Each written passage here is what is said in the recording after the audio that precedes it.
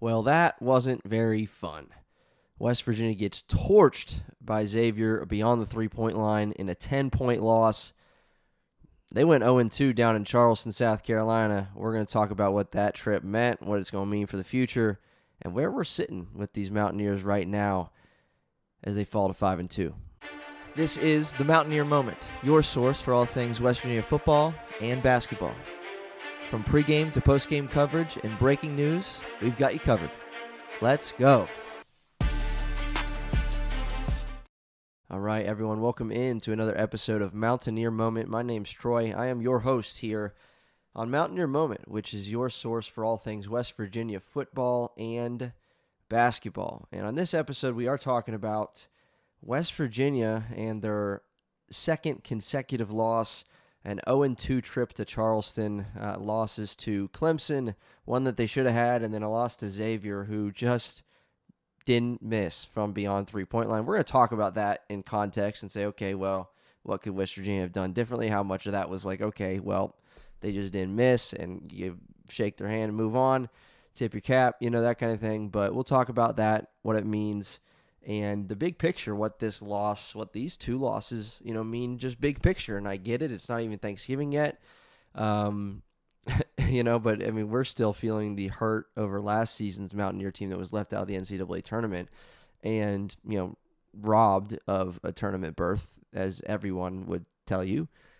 And so, everything seems heightened because every game matters on Selection Sunday, and we're super far away from that, and I get it, and it might not even matter one way or the other because West Virginia might not even be close to the bubble, or they might be well in the tournament. Like, we don't know at this point, but this might not be a very good loss on their resume. Let's just put it that way, based on what Xavier might do the rest of the season. So we'll talk about that. We'll look at the box score and just evaluate, talk about what went right, what went wrong, and what we learn about the Mountaineers, right? Because we said right here on this very show that this trip to Charleston, 2 games against, other major conference opponents, you're going to learn some things about your basketball team. And in the 2 losses, and we preached here, we'll just start with that segment, talking about going 0-2 in Charleston. And we said over and over and over again, if you've been here for the preview episodes of this tournament, I said, you don't want to be the team that goes home 0-2.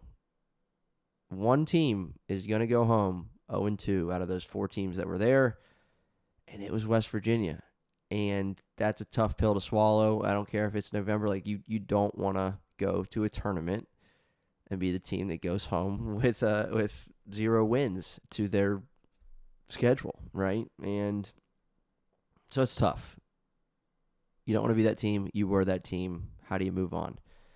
0-2 against Clemson. You felt like you had that one. Against Xavier, you started out with a lead, and then Xavier just, again, went nuclear from beyond the three-point line, and it continued in the second half. Like, it literally just continued in the second half. Same just about near percentage that they shot from the first half they did in the second half. Same amount of made threes.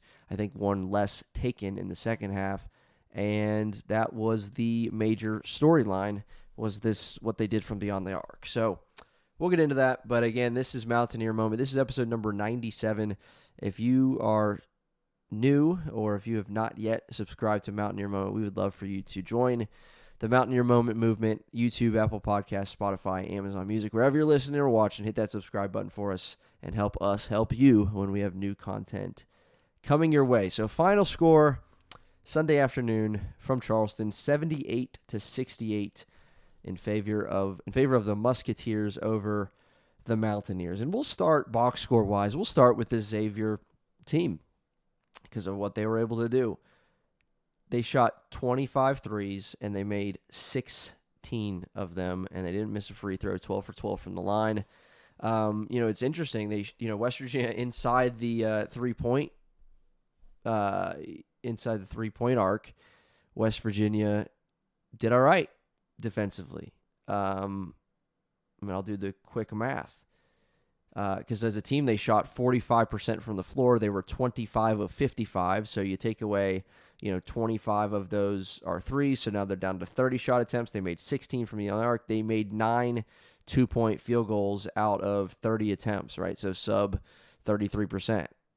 They were 9 of 30 from inside the arc, and they were 64% from outside the arc. Nuts. I mean, I don't know that I've seen in the NBA, like, things like that obviously happen probably nightly. Maybe not the struggles from inside the 2-point arc, but, inside the 3-point arc. But as far as teams hitting 16, 17, 18 threes, like NBA, you see that often. College basketball, 64% from downtown. I think they went 8 of 13 in the first half, and then they went 8 of 12 in the second half. How do you don't beat that? I was going to say, how do you beat that? You can't. You just can't. And again, I'm not going to sit here and say, oh, it's just a really hot team. They got hot from me on the arc, and there's nothing you could do. Like, no, there was, West Virginia's defensive struggles to defend that, reared its ugly head. Like, I mean, that's a major contributor as to why Xavier had the success that they had. So, like, don't get it twisted. Don't misunderstand. Because it's not just one of those games where it's like, well, yeah, they were just a hot shooting team tonight. Tip your cap. Like, yeah, in some ways, but in other ways, like, you got to think about how you can defend this better. Ross Hodge, his defensive mindset, his scheme, his identity is found on defense, and being a defensive-minded coach, and he is, and he's very talented, and he has guys that obviously throughout this season have looked promising in this scheme and have shown flashes, but you got hammered. You got hammered tonight from beyond, and you just simply didn't have an answer. You held Clemson to 70-67 in that loss, but to give up 78 to Xavier is concerning. And again, we can say it till we're blue in the face, their 16 of 25 performance from beyond is absolutely positively insane. That is crazy. That is a heck of a performance. Again, you'd be hard-pressed to find someone else doing that in college basketball, this year. Or for the remainder of this season, right? Like, that's nuts. That high level of efficiency. But it's deeper than that, right? It's a little deeper than just they made some shots today. And that 2-point versus 3-point conversation is kind of interesting because West Virginia, that was their major issue against Campbell in that game. They got close for a little bit. A couple weeks ago. The main issue in that one was West Virginia couldn't stop penetration, couldn't stop Campbell inside. And now you play against, a Big East team in Xavier who has their fair share of struggles, who already had 3 losses on the season coming in, who lost to Georgia in heartbreak fashion just as the Mountaineers did on Friday to Clemson. They lost to Iowa. They lost to Santa Clara by 19 points. And then they come out and have a 3-point parade against you. And you had no answer. I mean, those numbers, again, it's not a moral victory or anything like that, but you just read 16 to 25 from 3. You're thinking you lost by 20. And you think that, that happens to the Mountaineers, and we know they've had their fair share of offensive struggles, this season. You think, but you lost by 20, 25 plus, and you only lost by 10. They kept you at an arm's length in that second half, and just when you think, maybe West Virginia's going to fight back in this thing, they cut it to 5. Xavier hits 2 threes in a row. It was extremely frustrating. I follow the NBA as well, and it reminded me of a game. So I'm a Sixers fan, and their Achilles heel, it seems like when Sixers are good, year after year, a couple times getting knocked out of the playoffs by them, is the Boston Celtics, and more times than I can count, the Sixers have taken a trip to TD Garden in Boston, and the Celtics just go nuclear from beyond, right? 15 threes, 20 threes, 22 threes, I don't know. But, like, just a night where it seems like they just won't miss. It's always at Boston. It's always super loud. It always pisses me off, right, watching on TV. Like, just...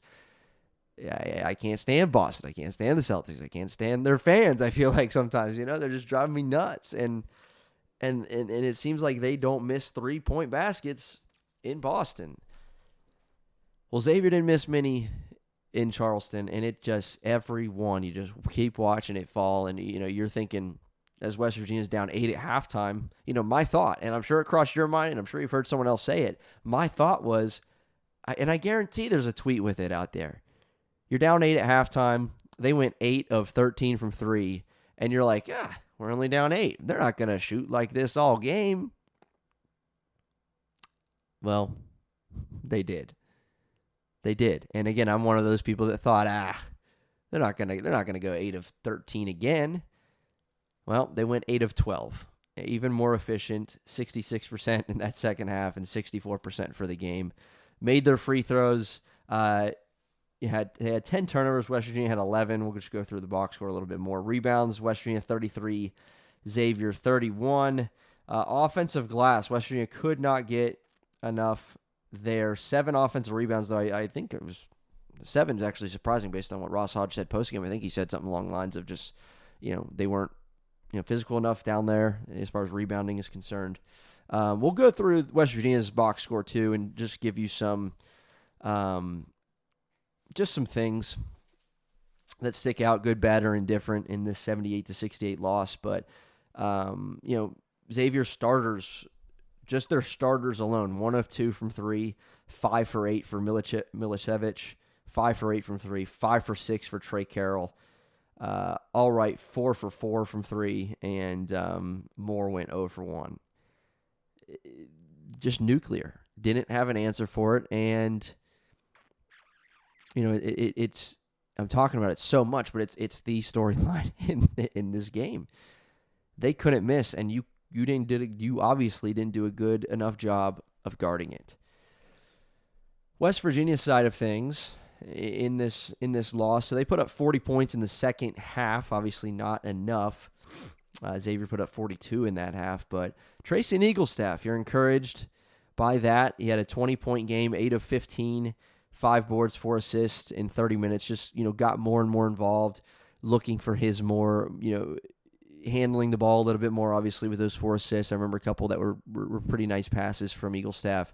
So you're encouraged by that. I was in the boat, and you can go back and watch it. I was in the camp that said I was encouraged by not his performance against Clemson, but by just the way he was carrying himself, by the way he looked, by his aggression on offense. And, he had a few really bad shots, like air balls. And I was just like, all right, just keep shooting. Just keep shooting. So this was by far his best game as a Mountaineer, 20 points on 8 of 15. So you like that efficiency, too, compared to where it had been. Elsewhere, Honor Huff, second leading scorer for this team, had 16 points, 2 of 7 from 3. Mountaineers 6 of 22 from 3 as a team, shot at just 43% overall. But, there again, 6 of 22 for 27% and 16 of 25 for 64%. West Virginia did a decent job, good job at the line, 12 of 15. Chance Moore quiet in this one, no points off the bench in just 11 minutes, 0 of 3 from the field. DJ Thomas, good to see him get some minutes again, 4 points. Amir Jenkins, 16 minutes, 4 points for him. Jasper Floyd, he's catching heat from a lot of fans. 5 points for him, 6 boards, 3 assists, 2 turnovers, and 4 steals. Belo got off to a really hot start, but finished with 11 points, 5 of 10, and had 3 blocks and 3 boards in this one. Another quiet night, consecutive games in a row across 3 nights for Harlan Obioha in 14 minutes played, 3 points and 2 rebounds, and that's just simply not going to cut it from the big fella. His performance against Pitt, had you so energized and encouraged by what he did and thinking, he's going to be a real force, and he still might, but the consistency is what you need. Consistency from all of these guys, right? Again, Eaglestaff, if this is a sign of what's to come, that's a good thing. Belo, who I've said is, West Virginia's most complete player. You need him to be good night in, night out. You need Chance Moore. Obviously had the just star-studded or, star-like performance in his debut against Clemson, and then a very quiet night from him without scoring in his 11 minutes off the bench. Honor Huff, you're starting to see just what he brings. He's incredible. The way he gets shots up and the way he makes those shots is nuts. Jasper Floyd need to be more consistent. 2 of 5 from the field for him, but just, we've said it several times. He's a guy that knows what the team needs, And, you didn't really see that tonight, because you could have used, his veteran leadership, more effective in, whether it's defending the three and getting guys in the right spots or, finding, guys in open situations to knock down shots. Again, 6 for 22 from three is not going to cut it. But that's West Virginia, Xavier in a nutshell in this one. Super disappointing. Again, it's November, and we're actually later this week. West Virginia's next game isn't until Sunday against Mercyhurst, so they get a week off, and Thanksgiving week. But we'll have a video later this week coming out that's gonna just talk about big picture, not just Xavier. We're moving on, but talking about what's an overreaction to this performance in Charleston? What's an underreaction? And what's a proper thing? What's a proper way to react to what the Mountaineers have done so far this season, in particular what they've done over the last two games with consecutive losses against, power conference schools. So be on the lookout for that one coming later this week. But as far as the big picture and the road ahead for the Mountaineers, I said it earlier, big picture-wise, this may very well not end up being a very good loss for West Virginia when all is said and done. Xavier's not expected to do a whole lot this year. Again, they have 3 losses already on the season. That game against Georgia, though, did show you. I'm not going to say, I wasn't like coming in expecting West Virginia to lose, but the way Xavier fought against Georgia and took a second half lead late and thought they were going to win that game, that had me thinking they held Georgia high scoring offense to like 25 points in the second half. I was worried, and obviously it was a rightful worry because they came out and whipped you, lost by 10, and it's back to the drawing board. Again, West Virginia does have a couple winnable games back at the Coliseum against Mercyhurst and Coppin State. Mercyhurst on the 30th, and then into December, Coppin State on the 3rd before a game with Wake Forest on December 6th. So another tough challenge in that one. They've obviously played a couple good teams on their schedule so far. Have the Demon Deacons, who sit at 4-2 with a loss to number 6 Michigan by 1 point and a loss to Texas Tech by 1 point. So that's a quality opponent there. They beat Memphis by 1 point. They play some close games down in that tournament in the Bahamas. So just looking ahead a little bit, big picture stuff. Again, this might not be a good loss. Might not be a good look. So discouraging from that, but you got to move on. You got to roll with it, and you got to get better and seek to get better, from these performances over the last couple games for the Mountaineers. So, again, this has been episode number 97, recapping the Xavier game between them and West Virginia. 10-point loss for the Mountaineers, hoping to regroup when they get back home. And plenty of football content. Mountaineers host Texas Tech this weekend. Should be a fun one. It should be a challenge. We know that. Not should be. It will be a challenge. But we'll have plenty of content making your way toward game day. And then, again, a basketball episode thrown in there, too. So be on the lookout for all that coming this week. Have a great Thanksgiving, and we'll see you next time.